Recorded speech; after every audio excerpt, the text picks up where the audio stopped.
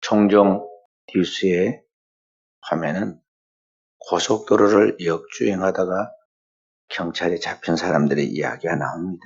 몇 달 전에도 그런 뉴스가 나왔는데요.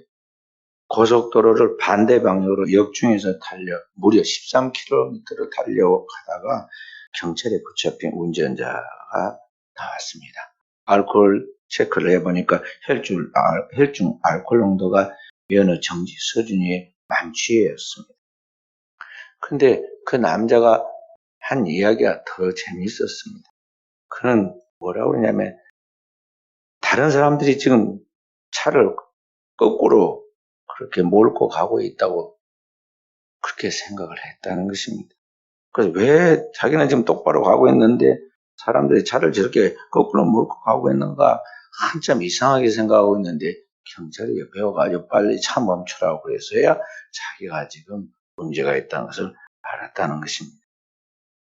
사람들은 항상 자기가 잘하는 줄 압니다.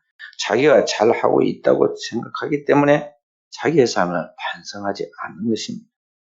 그리고 더 나아가서 다른 사람을 비난을 하고 다른 사람을 비판하는 것은 뭐냐면 자기가 지금 잘하고 있다고 생각하기 때문에 다른 사람에 대하여 마땅하게 생각을 하는 것입니다. 오늘의 우리가 살고 있는 이 세상이 온통 여기까지 거꾸로 가는 것 같이 혼란하고 어지러운 시대입니다. 모든 사람들이 지금 역주행을 하고 있으면서도 자기가 지금 반듯하게 잘 가고 있는 것을 생각하는 것입니다. 이런 혼란한 세상에, 어두운 세상에 주님은 하나님 믿는 그리스도인들에게 너희는 세상의 빛이 되어라. 이 세상의 소금이 되어라. 이 세상의 등대가 되어라고 말씀하고 있습니다. 그렇기 때문에 그리스도인에서 우리는 내가 어떤 존재인가에 대하여 지금 자신을 늘 체크해서 내가 정상적인가 제대로 주님의 종으로서 주의 길을 걸어가고 있는가에 대한 우리는 신앙의 자기 자신의 상태를 점검해 보도록 해야겠습니다. 그리스도인의 정체성에 대하여 신학자이자 영국의 캔터베리 대성당의 대주교를 지낸 로안 윌리엄스는 이렇게 말했습니다. 세례받은 사람, 곧 그리스도인은 선지자, 제사장, 왕으로서의 삶을 살아야 한다고 말했습니다. 그리스도의 삼중직을 오늘 우리 그리스도인, 주님을 믿는 성도들이 그대로 살아내야 한다는 그러한 이야기입니다. 오늘 이 시대 속에서 그리스도인이 가는 곳에는 세상에 빛이 된다는 것은 뭐냐면 바로 이 썩어가는 이 세상에 주님처럼 선지자적인 면모를 가지고 하나님의 말씀으로 비판하고 그 문제에 대하여 문제와 의문을 제기하는 사람이 되어야 하고 제사장으로서 하나님과 인간 사이, 인간과 인간 사이의 무너진 관계를 다시 화해시키는 치유자로서 서야 하고 또 왕처럼 이 사회에 잘못되는 그런 모든 삶에 하나님의 정의를 그리고 하나님의 자유를 추구하여 그것을 살아가도록 만들어내는 사람이 되어야 한다는 것이죠.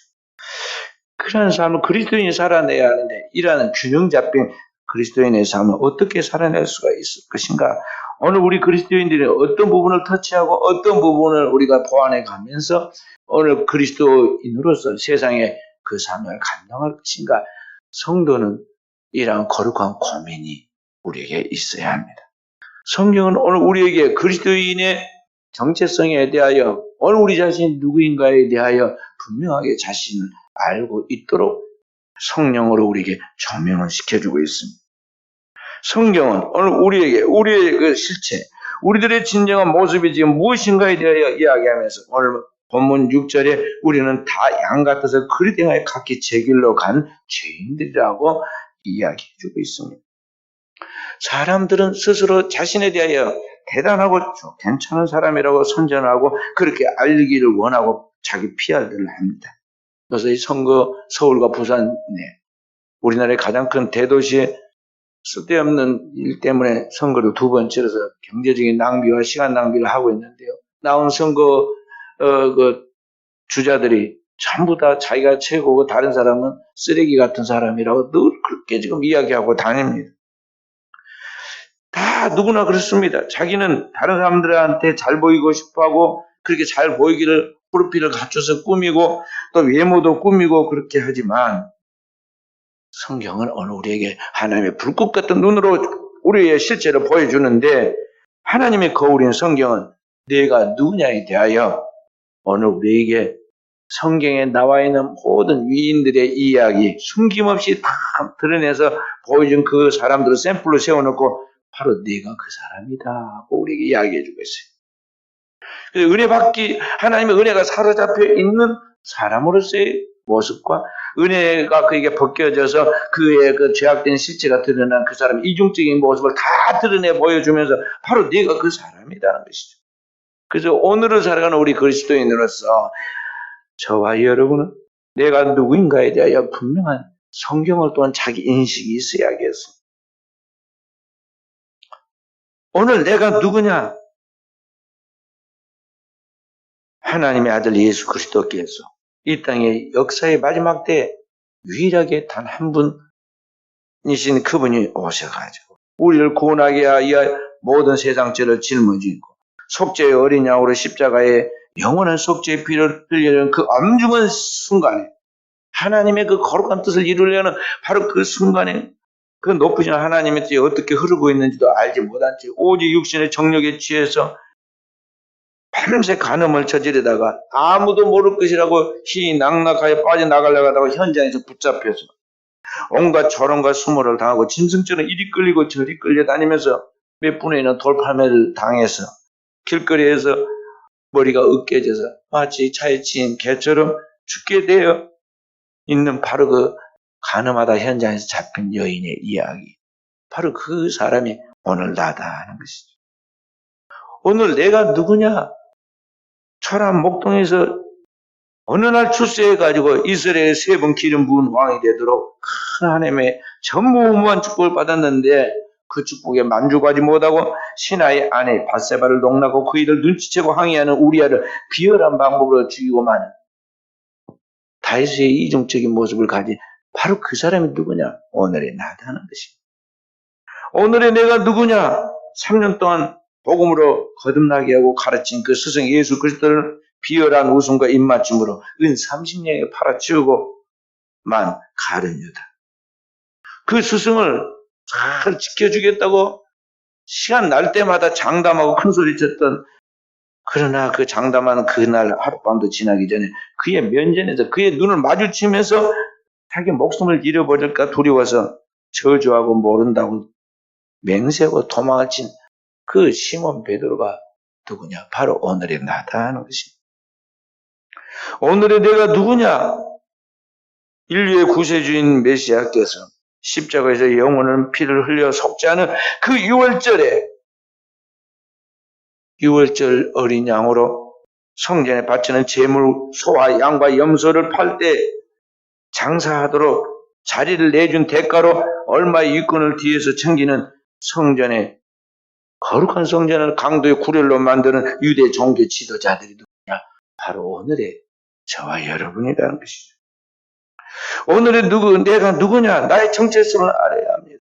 하나님께서 주신 큰 권력, 나라의 높은 지혜를 가지고 이 땅에 정의를 실현하도록 그러한 위임을 받은 로마의 총독 빌라도는 예수 그리스도께서 재판해 보니까 진짜 죄가 없는 분이고 흠이 없는 분이고 그 백성의 지도자들이 그들이 위선적인 그들이 예수를 시기하여 넘겨줬다면서 3번이나 재판해서 그가 죄 없다고 그렇게 알았고 선언했음에도 불구하고 폭도 같은 그 무리들의 위협과 소동이 두려워서 나중에 그에 대한 책임이 자기에게 떠넘겨 올까 그게 두려워서 예수의 목숨을 십자가 처형으로 죽게 만드는 그 어리석은 사람이 누구냐? 오늘의 나다는 것이죠. 이스라엘의 목자로서 백성을 이끌고 참 이스라엘의 만왕의 왕 되신 예수를 영접할 준비를 하고 주님의 오심을 기다려야 할 이스라엘 목자였던 헤로드 왕은 도리 예수를 조롱하고 그를 죽이게 만들죠. 헤롯과 빌라도는 서로 원수지간이었는데 예수 때문에 서로 친구가 되고 그날 화해를 하는 것을 바라보게 되죠. 바로 오늘 우리 모두가 시대가 다를 뿐 동일하게 이런 죄에 동참하고 있는 하나님 앞에서 마땅히 죽어야 할 죄인들이다 하는 것이죠. 우리는 다 눈먼 이성도 없는 짐승과 같아서 이 악하고 폐악한 시대 속에서 타락한 그런 육신의 정욕이 흐르고 있는 그 육신의 정욕과 안목의 정욕과 이생의 자랑을 쫓아서 역사 속에 보이고 있는 이 세상과 세상에 있는 것들이 화려하게 보이는 것들이 만국의 영화가 온통 자기 것이 될 줄 알고 그것이 전부인 줄 알고 그것을 쫓아가고 있는 바로 오늘의 우리가 주님께서 말씀한 바로 내가 그 사람이다. 내가 바로 그 죄로 죽을 자이라는 걸 가르쳐주고 있는 것입니다. 하나님의 교회에 다녀서 은혜를 받기도 하고 신앙생활해서 영적인 지각이 열리기도 해서 영원한 것과 일시적인 것들에 대해 땅에 있어서 육신에 썩어질 것들과 영원한 하나님 나라에 썩지 않는 하늘의 부요함에 대하여 우리가 삶의 우선순위로 먼저 하나님의 나라와 의를 구해 살아야 영생을 얻는다는 것들을 다 배웠지만은 여전히 우리는 항상 순간순간 마귀한테 속고 육신의 정욕에 속아가지고 육신의 정욕을 따라 살고 하나님의 고귀한 것들 다 탕자처럼 망가뜨리고 팔아치워버리고 마는 눈먼 짐승 같은 존재가 오늘 우리다 하는 것이죠. 현장에서 가늠하다 잡힌 여인 와서 예수님을 시험하여 이 여인을 어떻게 할까요? 율법에 이런 여인은 돌로 치라고 그래. 당신 어떻게 하겠습니까? 주님 말씀하시면 돌로 쳐야 한다. 돌로 쳐라. 그러나 너희 중에 죄 없는 자가 먼저 돌로 치라. 주님 말씀하셨습니다. 그때 양심의 가책을 받은 나이 많은 사람부터 적은 사람까지 다 떠나가고 한 사람도 그 앞에 없었습니다. 오늘 누가 과연 나는 죄가 없고 깨끗한 사람이니 내가 돌로 칠 수 있습니다 하고 장담할 사람이 있겠습니까? 그는 양심의 화인을 맞은 사람이고 살아날 가치가 없는 존재예요. 주님은 오늘 우리에게 말씀하시면 우리는 다 이와 같이 어리석고 눈먼 짐승 같은 양 같은 자라는 것이죠. 늘 넘어져 늘 속이면서 각기 제 길로 가는 제 멋대로 놀아나는 제 고집 따르고 제 하고 싶은 대로 하고 마는 그 죄인들, 그 죄인의 계수라는 것입니다.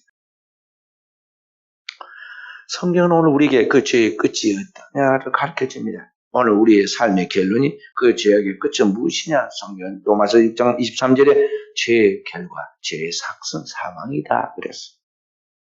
인간의 죽음은 단순한 그냥 나이가 들었으니까 죽는 게 아닙니다. 구약에 보세요. 인류의 조상들은 900 몇 살, 올해 1000살 가까이 살았잖아요. 천년이 하루 같은 하나님 앞에서 1000살까지 살았어요.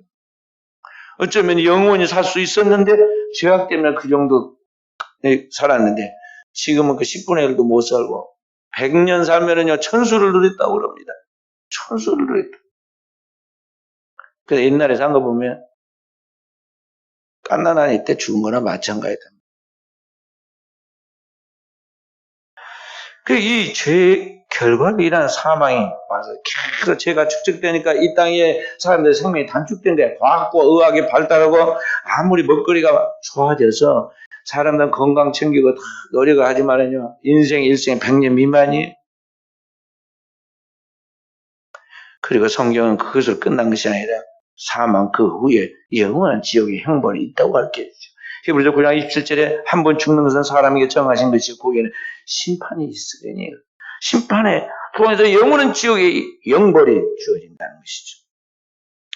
우리나라는 지금 세계적인 하나님의 축복을 받아 경제발전과 문명의 발달로 선진국 대열에 들어갔지만 안타깝게도 안 좋은 것도 선진국의 1위가 되었습니다. 우리나라에서 지금 안 좋은 것으로 세계 제2위가 된 것 중에 하나가 이 자살률 선진국이 되었는데요. 1위의 선진국이 되었는데 이 자살은 뭐냐면 스스로 자기 목숨을 끊어서 죽음을 통해서 고통에서 벗어나려는 마지막 시도, 마지막 희망이 바로 이 자살인 것입니다. 빨리 죽어서 이 고통을 벗어나서 새로운 이런 세계로 나아가겠다는 것이죠. 그런데 사실 이게 얼마나 어리석고 잘못된 선택입니까? 왜냐하면 인간은 죽어도 죽는 것이 아닙니다. 육신은 죽지만은 그의 영혼과 함께 미래의 운명은 죽지 않고 영원한 삶으로 이어집니다. 제가 종종 자주는 그렇지 않지만요. 뜬 눈으로 밤을 샐 때가 있는데요. 분명히 누워서 잡니다. 육신이 지금 자는 거 옆에서 코를 곤다고 그러는데 제가 자문에 안 들어가지고 의식이 딱 떠갖고 있어요.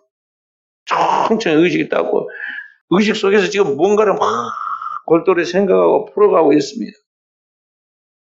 그러다가 밤을 다시 해야 때가 있어요. 정신이 살아있는 거예요. 무의식 속으로 빠져들어가지고 이게 좀 쉬어야 하는데요. 이게 의식이 아직도 무의식과 의식 사이를 오가는데 내 자아가 의식에 떠갖고 있어요. 그런데 이런 인간이 정신적인 것만이 그런 게 아니라 인간은 영적 존재란 말이죠. 그러니까 육신이 죽는 게 아니에요. 그러니까 육신이 죽었다가도 이 정신이 돌아와가지고 다시 살아나는 사람들이 많이 이 세상에는 있습니다. 인간은 이 영혼과 함께 미래의 운명은 죽지 않고 영원한 삶으로 이어지게 되는데 현재 우리의 삶의 결론이 이 육신의 죽음인데 거기서 끝나지 않고 반드시 그 후에 하나님의 판결을 통해 영원한 심판, 지옥의 형벌로 나아간다는 것이죠. 종교개혁이 일어나기 한 세기 전에 있었던 중세의 단테라는 사람이 쓴 신곡에 보면 시용문에 이렇게 글이 쓰여 있습니다. 나를 지나는 사람은 슬픔의 도시로 가고 나를 지나는 사람은 영원한 괴로움으로 가며 나를 지나는 사람은 멸망의 족속에 이를지니 정의의 창조주께서 움직이시어 당신의 권능과 지극한 지혜와 사랑으로 나를 만드셨노라. 나보다 먼저 창조된 것은 영혼밖에 없으니 나는 여기에 영원토록 있으리라. 여기 들어오는 자 모든 희망을 버릴지어다. 지옥 문에 딱 들어가려고 돼 써져 있는 지옥이 스스로 자기 스스로의 이야기를 지금 거기다가 써둔 거예요. 여기 들어오는 자 모든 희망을 버리라는 말처럼 사후의 세계, 우리가 가야 할 세계 중에 이 지옥이라는 것은 영원한 절망만 있고 끝없는 절망 속에서 희망은 주어지지 않는다는 것이죠. 그런데 우리가 스스로 그 위의 운명도 내가 결정할 수 있을 것까지 자살을 통해서 새로운 안식에 들어가려고 꿈꾸고 목숨을 끊는다는 게 이게 얼마나 큰 오해고 잘못된 것이냐는 거죠. 어떤 사람이 나에게 대해 편견을 가지고 댓글을 달았다든지 상처 주는 말을 했을 때 또는 내가 억울한 대우를 받았을 때 그 고통을 이기지 못하여 우리가 스스로 자유를 알게 되죠. 오늘 현대인들이 부지한 언행을 통해서 다른 사람을 절망시켜 이런 일이 벌어진다면 오늘 그 사람이 지옥문으로 자신도 들어가고 다른 사람 들어가게 만드는 일이니 그 죄의 결과를 어떻게 당하겠어요? 바로 이런 모든 죄악과 그 죄악에 대한 결과들에 대하여 오늘 죄인의 개수는 우리들의 그 무리의 죄를 바로 주님께서 담당하셨다는 것입니다. 우리 무리의 죄악을 주님이 담당하셨다. 인류의 역사상 이 죄의 문제로 인하여 다가오는 많은 병폐들에 대하여 이 문제를 해결하려고 많은 수고와 노력들을 했습니다. 철학하는 사람들은 오직 그 한 가지만을 생각하면서 철학적 연구와 학문을 다 합니다. 종교적인 사람은 도덕적인 수양과 종교적인 참선을 통해서 수없이 평생을 노력하고 또 노력하면서 이 답을 찾아보려고 합니다. 수많은 방법을 다 통합니다. 과학과 의학을 하는 또는 학도들은 그 문제를 통해서 이 문제를 해결해 보려고 이 죽음의 문제를 극복하려고 노력을 합니다. 그러나 이 죄의 문제를 극복하고 이 죽음으로부터 다시 살아나는 영원한 생명을 얻는 것은 인류의 역사에 수천 년의 역사 속에 해결되지 않고 영원히 무답입니다. 답이 없다는 것입니다. 바로 이런 인류의 문제를 성경 죄의 문제라고 가르쳐주고 이 죄의 문제를 세상에서 인간이 해결할 수 없기 때문에 하나님께서 그 죄를 해결하기 위하여 이 땅을 창조하고 인류를 창조하신 바로 하나님 아버지께서 오늘 우리를 사랑하신 그의 본성을 따라 우리를 구원하기 위하여 그분 자신이 직접 내려오셨는데 바로 하나님의 독생자 예수 그리스도를 이 땅에 보내신 것입니다. 그 그리스도는 처음부터 오실 때 자신의 사명이 이 세상 죄를 짊어진 하나님의 어린 양으로서요. 인류의 죄를 짊어진 영원한 속죄를 위하여 오신 것으로 자신을 정의했어요. 인자에 온 것은 섬김을 받으려 함이 아니고 섬기려 하고 자기 목숨을 많은 사람의 대성물로 주려 함이라고 말씀하신 것입니다. 바로 그런 일들을 예수 오시기 700년 전에 이사야 선지자를 통해서 하나님은 말씀하시고 우리는 다 양같아서 각기 제 길로 갔거늘 그리 등하여 각기 제 길로 갔거늘 여호와께서는 우리 모두의 죄악을 그에게 담당시키셨다고 그렇게 말씀하고 있는 것입니다. 어떻게 담당시키셨느냐? 그 어린 양이신 예수 그리스도가 어떻게 담당하시느냐? 그것이 마태, 마가, 누가, 요한복음에 다 나오잖아요. 감난산에서 이 최후의 만찬을 마치고 기도하시죠. 바로 이 한 주간, 고난주간이 이 한 주간, 종료주일로 시작해서 고난주간 한 주간에 주님께서 이제 마지막 시간에 감난산에서 최후의 기도를 하시죠. 땅이 떨어진 핏방울이 될 때까지 아버지의 뜻이 이루어지기를 내 뜻대로 마옵시고 아버지의 뜻대로 되게 해달라고 몸부림치며 기도하고 기도를 마치고 붙잡으시죠. 가야바 뜰에서 필라델피아의 재판정에서 온갖 멸시와 조롱과 채찍을 당하고 고난받고 징계받으시죠. 그렇게 해서 오늘 우리의 질고를 지고 우리의 슬픔을 대신 담당하고 우리가 찔려야 할 창에 대신 찔리고 십자가에 달려서 온몸이 상하고 마침내 죄의 값이는 사망으로 목숨을 내어놓게 되죠. 근데 그것이 무엇이냐? 왜 그렇게 되었느냐? 사람들은 자기 죄 때문에 그런다고 말하지만 성경 우리가 분명히 말씀하죠. 우리의 죄악 때문에 그렇게 되었다고 말씀하고 있는 것입니다. 오늘 여기 본문의 3절부터 5절의 말씀에 보면 그렇게 말하고 있습니다. 그는 멸시를 받아 사람들에게 버림을 받으며 강고를 많이 겪었으며 질고를 아는 자라. 마치 사람들이 그에게 얼굴을 가리는 것까지 멸시를 당하였고 우리도 그를 귀히 여기지 아니하였도다. 그는 실로 우리의 질고를 지고 우리의 슬픔을 당하였고 우리는 생각하기를 그는 징벌을 받아 하나님께 말이며 고난을 당한다 했노라. 그가 찔림은 우리의 허물 때문이요 그가 상함은 우리의 죄악 때문이라. 그가 징계를 받음으로 우리는 평화를 누리고 그가 채찍에 맞음으로 우리는 나음을 받았도다. 미래에 있을 일인데 이사야 선지자는 이미 이루어진 사실로 완료형으로 이야기하면서 이미 그리스도께서 영원 전부터 우리의 죄를 짊어지고 십자가를 지고 죽으심으로 우리를 구원하실 것을 약속하시고 그를 이루신 거죠. 하나님의 영원의 시간 속에서. 그러니까 그 어린 양이신 예수 그리스도가 이 땅에 우리의 죄를 지고 십자가를 지기 1400년 전에 애굽에서도 이스라엘 백성들이 이끌고 나올 때 그 어린 양의 예수 그리스도를 상징하고 있는 어린 양의 피를 바르고 그 피를 볼 때 저주와 재앙이 물러가고 이스라엘 백성들이 구원받아 약속의 땅 가나안에 들어가게 된 것입니다.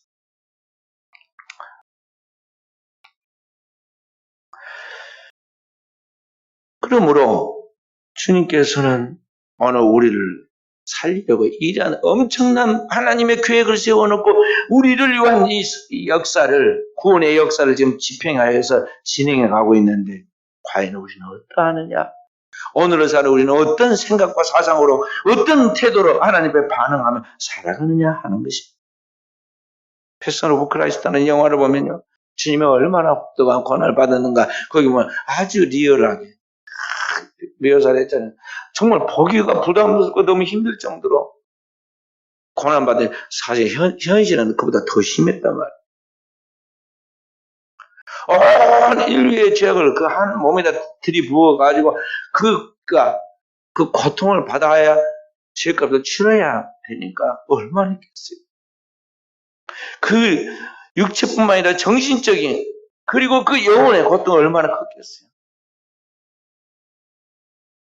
그 주님께서 고통 속에서 외친 고통에 부르짖어 엘리 엘리 라마 사박다니 나의 하나님 나의 어찌하여 나를 버리셨나이까.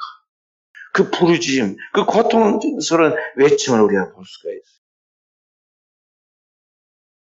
그런데도 불구하고 주님께서는 그 시시각각 다가오는 죽음의 그림자를 예측하면서 그리고 그때 주님을 비열하게 팔아 넘길 사람이 누구인지 다 아시면서 자기들 팔 가린 여자를 최후의 만찬 자리에까지도 불러가지고 먹이고 그의 발을 씻기고 그리고 네가 말하였느니라 가서 네 하던 일을 하여라 하고 허락을 해주죠. 주님의 허락 없이는 감히 가룟 유다라 할지라도 그에게 마귀가 들어갈 수 없는데 주님이 허락하니까 귀신이 쑥 들어가죠. 사탄이 그에게 들어갔다고 딱 그러죠. 십자가에 달리는 그 순간에 바라바가 살아났고 우편 강도가 구원을 받게 되죠. 끝까지 참고 인내하시면서 한 영혼이라도 살려내려고 주님께서 견디시고 참여시키시고 역사하는 것을 바라볼 수가 있어요. 그게 주님의 사랑이고 주님의 인내인데 우리는 주님을 너무나 함부로 대합니다. 주님의 사랑의 인내를 무능해서 그런 것 같지, 주님이 몰라서 그런 것 같지, 언제까지 끝까지 성경에 나온 둘째 당자보다 더 심합니다. 둘째 당자 나중에 깨닫고 빨리 돌아왔잖아요. 그런데 끝까지 늙어서 죽을 때까지, 병들어서 죽을 때까지, 사고 나서 죽을 때까지 끝까지 주님을 시험해야 합니다. 하나님의 그 영원한 사랑과 그의 마음을, 그 주님의 그 큰 사랑의 희생을 너무나 과소평가하는 거예요. 그러므로 오늘을 살아 우리는 하나님의 은혜를 받은 사람들로서, 복음을 듣고 주님 앞에 회개하고 제자가 된 사람들로서 어떤 영혼도 내가 스스로 평가하고 판단하고 된다 안 된다 선입관을 갖고 말하지 말고, 한 영혼이라도 주님 앞에 살려서 천국 데리고 가도록 끝까지 인내하고 때를 얻든지 못 얻든지 말씀을 전파해서 전도인으로서 직무를 감당하는 종들이 돼야겠어요. 이제 붙여라고 그랬는데요. 아직 못 붙였는데 오늘 이제 점심 지나고 오후에 붙여놓을 건데, 여기